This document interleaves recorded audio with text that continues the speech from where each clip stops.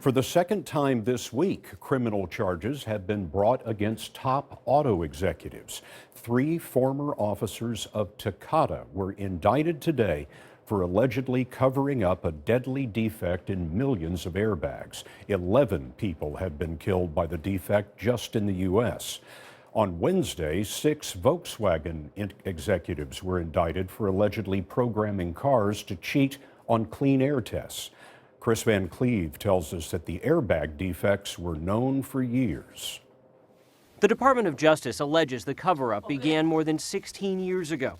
The 3 Takata executives' new test results showed their airbag inflators could explode, sending shrapnel into drivers and passengers. The defect has prompted the largest safety recall in U.S. history. The risk that they allowed to happen is really reprehensible. U.S. Attorney Barbara McQuaid said the executives put profit ahead of safety. These 3 Takata executives routinely discussed in email messages the need to falsify reports to its customers.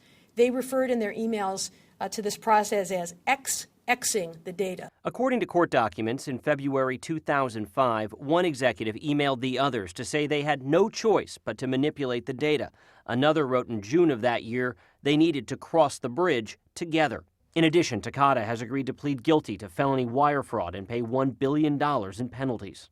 Having to see her lay there and not talk to me when I try to talk to her anymore, it's really hard. Paige Hayes' grandmother, Patricia Mincy, was paralyzed after her defective airbag overinflated in a minor crash in 2014. Mincy died due to complications from her injuries in April.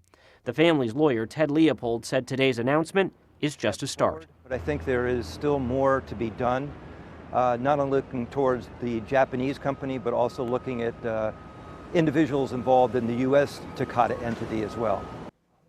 Takata says it deeply regrets the circumstances that have led to this situation.